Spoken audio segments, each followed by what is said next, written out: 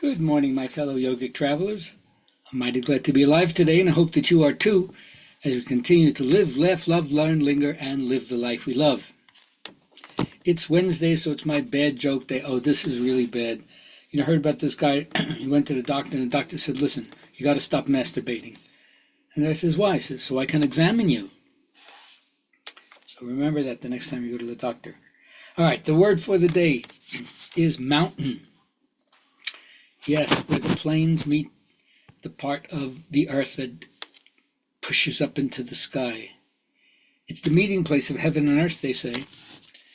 Anyway, it's one of those images where one land structure changes to the next, like being by the ocean, the shore in the ocean, always indicates a shift in psychological perspective. And of course, so many people have the idea of the mountain of being a place where you ascend to the celestial realms.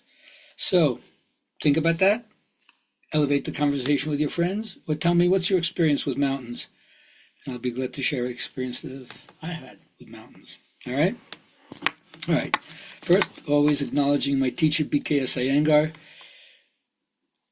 What he reminds us all is that yoga teaches you not just postures, but how to live gracefully and not for material greed.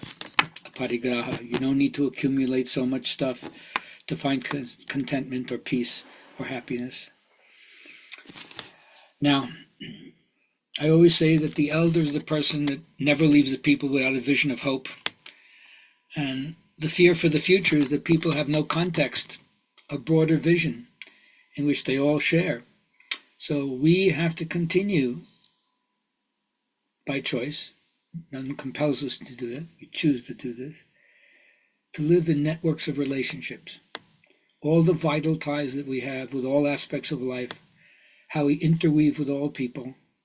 We can be the yeast that is enough to leaven the whole society. I'm not going to give up that vision, and I hope that you don't either. Now, it's clear that all the big boys and girls meditate, or at least spend some time in quiet reflection or silence, or emptying the thinking mind, because meditation teaches you to be open to all the possibilities that are happening. Whatever comes up in your meditation is to be accepted. Some of it is not pleasant, some of it is distracting. But when you do this, just spend a few minutes of mindfulness every single day. It carries over into your life. And it teaches you how to swim with the current instead of go against the current. Then you might have what they call a kairos moment. It's the right moment, an opportunity for a decision or an action. And it's propitious and auspicious. So as best as humanly possible, shift your attention away from your ego's needs into those sustaining values of being, with a capital B. Then go about your work, cook your meals, do your tasks, clean your rooms. In a certain way, that's the highest form of meditation. Right? If there's anything to accomplish, it's to bring the meditative insight into everything you do in your daily life. As Don Juan says, give each act its due respect. And then whatever you do, whatever you think, whatever you say, whatever you experience, it all belongs to your ongoing meditation.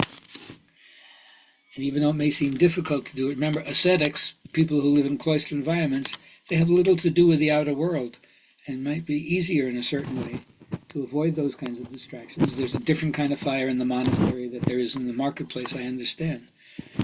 But don't denigrate the value of the fire that happens in your daily life when you have to face the outer world. It's a really great test to see how integrated you are in your practice. Nonetheless, final thing I'd like to say, if you have a choice between hanging on to the old stuff or to be happy, which would you choose? A lot of people can't answer that easily, right? Hang on to the old stuff or be happy, which would you choose? But once you realize that happiness can't depend on other people's vibration, yeah, you can use all the excuses of how the world is, how other people is, to deny happiness. And it doesn't mean that every moment you're going to be happy. But you'll know how to let go and find those things that do make you happy in the moment, not within the field of self-consciousness. So find your passion, do what you love, and then when suffering, the curveballs of life come, that's the time to deal with it. And hopefully the things that you do that center you and that help you find joy and peace will help you handle those situations when they come up. Because everybody gets those situations, not because they're wrong, not because they're bad, but because that's what life is. Have a great day.